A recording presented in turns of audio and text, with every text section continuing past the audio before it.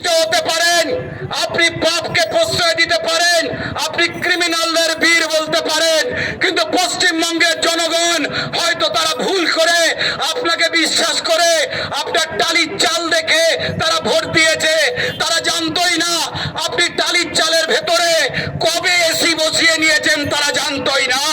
এখন জেনে গেছে যে আপনি ক্রিমিনালদের মুখ্যমন্ত্রী। তাই না হলে সিপিএম এর সুযোগ্য ছাত্রী মমতা বন্দ্যোপাধ্যায় সিপিএম এর সিলেবাস ফলো করে ঠিক যেভাবে সবাই বলছে ধনঞ্জয়ের 14 বছর হয়ে যাওয়ার পরে যখন সে যাবজ্জীবন খেটে মুক্ত হবার কথা, ঠিক সেই সময় তড়িঘড়ি তাকে ফাঁসি দিয়ে দেওয়া হয়েছিল, যাতে সে না মুখ খুলে বলে দিতে পারে আমি অন্যায়টা করেছিলাম ওই হেতাল পারেককে নিয়ে, নাকি আমার সঙ্গে অন্য কেউ ছিল, নাকি আমি অন্যায় করিনি, আমায় ফাঁসিয়েছে পুলিশ, আসলে অন্য লোকেরা খুন করেছিল। তাই আপনি তড়িঘড়ি আসল ক্যামেরা সিসিটিভি ফুটেজ মুছে দিয়ে আপনি বলির পাঁঠা করেছেন এই সঞ্জয়কে, আপনার সিভিক ভলেন্টিয়ারকে চাইছেন যেই ধনঞ্জয়ের ফাঁসির মতো সঞ্জয়ের গলায় তাড়াতাড়ি ফাঁসি লাগিয়ে সত্যির মুখ বন্ধ করে দিতে। মাননীয় মুখ্যমন্ত্রী, তৃণমূল এবং আপনি, আপনারা গরু পাচার করতে করতে সবকটা মানুষকে গরু ভাববেন না। আপনার বাড়িতে আয়না আছে, তৃণমূলের নেতারা দাঁড়িয়ে দেখুক কাদের মাথায় সিং আর কাদের পিছনে ল্যাজ আর কাদের মুখের আওয়াজ হাম্বা হাম্বা হাম্বা হাম্বা। এবার কে নাচবে সাম্বা সাম্বা সাম্বা। আমরা শুধু একটাই কথা বলবো, আমি আমার বক্তব্য শেষ করবার আগে আমি ধন্যবাদ জানাবো এই বাজারে যারা পথচারী রয়েছেন, তাদেরকে বলবো গর্জে উঠুন। আপনি নিশ্চয়ই আপনার ছেলে মেয়ের ভবিষ্যৎ নষ্ট করবার জন্য, আপনার মেয়েকে রেপ হয়ে যাবার জন্য, আপনার ছেলে মেয়ের ভবিষ্যৎ শেষ হবার জন্য নিশ্চয়ই এই তৃণমূলকে ভোট দেননি।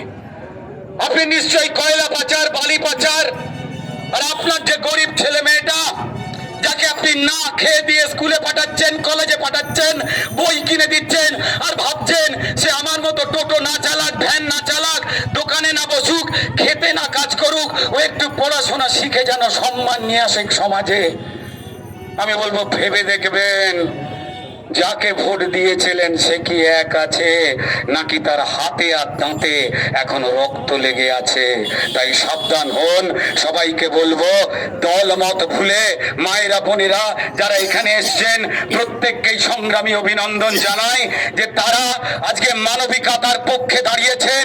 আমাদের মোমবাতি নীরব মিছিল যে প্রতিবাদ ছিল সেখানে পা মিলিয়েছেন।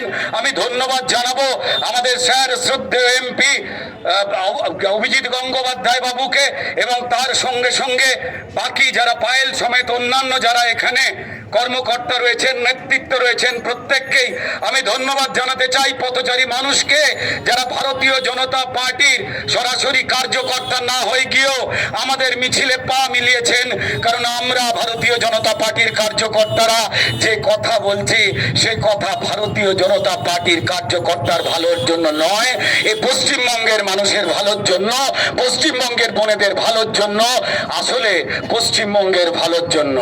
আমাদের সবাইকে গর্জে উঠতে হবে।